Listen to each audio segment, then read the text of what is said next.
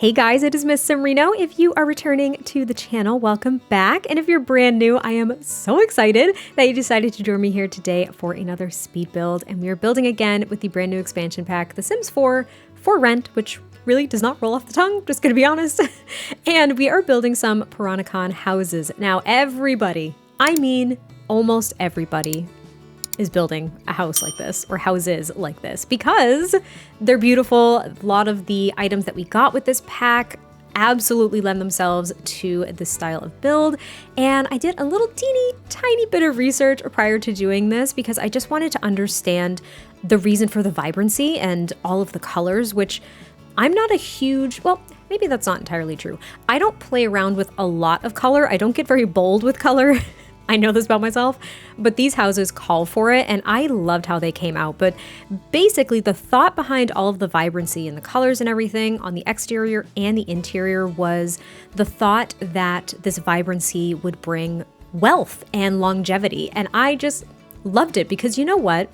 Color is energizing to me. It is, I don't know, it's youthful. There is this sense of longevity and vibrancy. I don't know what other synonyms I could possibly use here. And I just loved the thought. I loved it so much.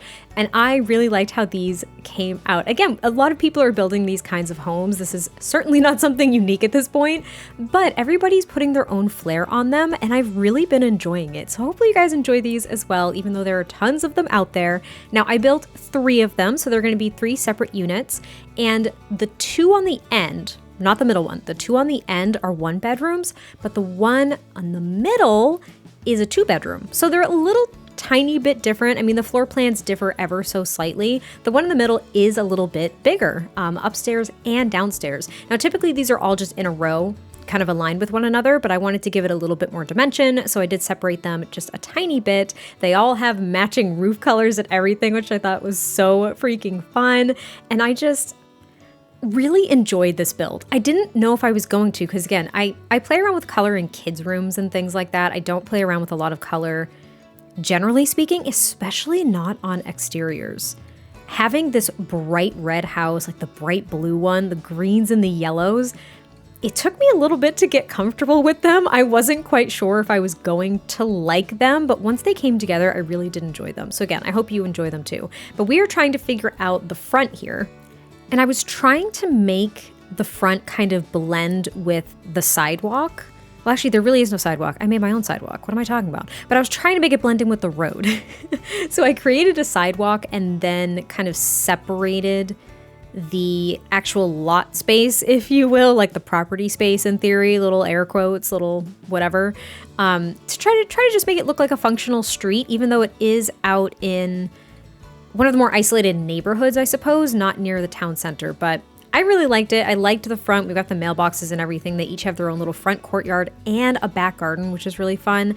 And then on the interior, again, the floor plans are very similar, but I also went and took the colors from the exterior and brought them in to the interior, which I typically don't do, at least not this intensely.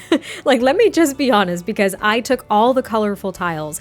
I took the red wood swatches and brought them into this house. Like, it is bright, okay? If it's not your thing, that is totally okay.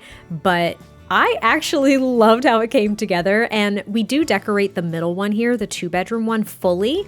And the other 2 on each end do have the kitchen set up and the bathrooms. That's kind of my approach thus far to multi-household properties that I've been doing since we got this pack.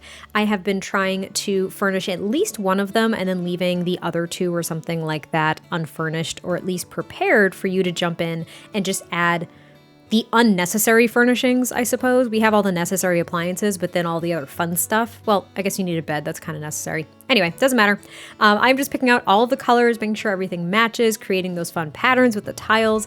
The tiles are so beautiful. I have to say something though. I wish we had matching wall tiles, like the tile in the shower. I thought about it more.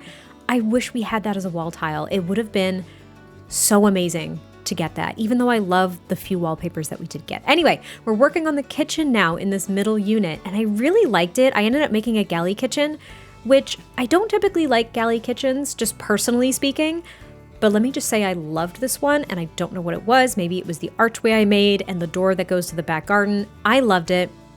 I also loved using the Country Kitchen Kit appliances. It is the perfect kit to complement this pack, and I feel like that wouldn't be the case, but it's because the appliances come in such fun colors. Like I used the red one in the other house, the other unit, and then I used the baby blue one in the other one too. It looked so good. And then I used not the Cool Kitchen stuff, the Home Chef Hustle tile as well in all of these houses. Look at this tile.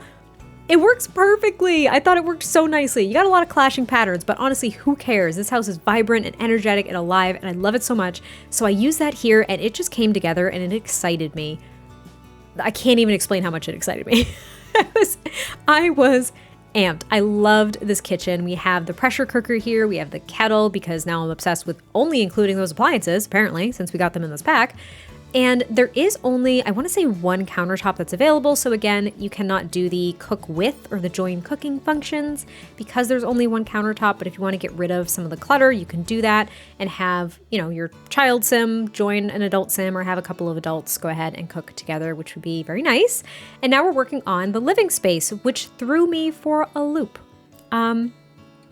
I didn't know what to do with it.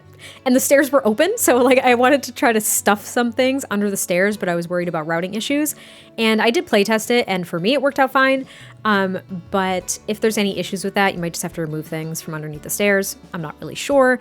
And I was trying to carry the green through to this room, and I was only able to do it in the rug, which I do change. I liked this swatch of the rug, but I changed it up a little bit, and then I was just more focused on matching the wood tones from the cabinets and the countertops in the kitchen.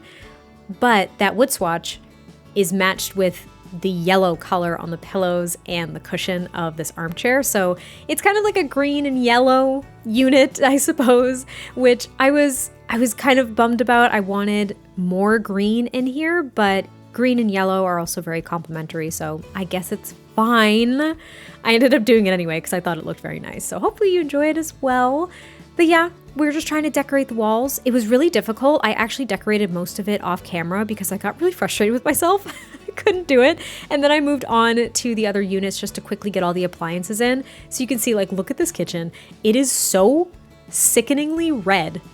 And actually the wood tone of the cabinets and the counters is almost orange. It's a bit odd. I like the blue one myself. The green one and the blue ones are probably my favorite. Red is just not a color I really enjoy that much, but I really liked the blue one because it's very soft and cool and calming. The red one is really in your face, and the green one is just reminds me of nature. And it's a little bit energetic as well. But now we're up to the second floor of the green one, and we're decorating the bathroom quickly. Very, very simple. We've got the shower from the new pack, the sink, we've got a toilet, of course, and then we just have a little toiletry stash thing. And I was informed by Simple Cheeks, which if you guys have not gone to go look at their YouTube channel, you should definitely do that. Just gonna go ahead and plug that right there because their creations are amazing. They informed me that those toilets that we got with the new pack are typically only found on commercial lots, out in the world. They're not usually in your homes. Homes are very westernized, at least in their part of the world, which I would have to go back and look at their comment. I believe it was Singapore. I'm not 110% sure, so please don't quote me on that. But a lot of homes, residential homes, will have more so westernized toilets at this point.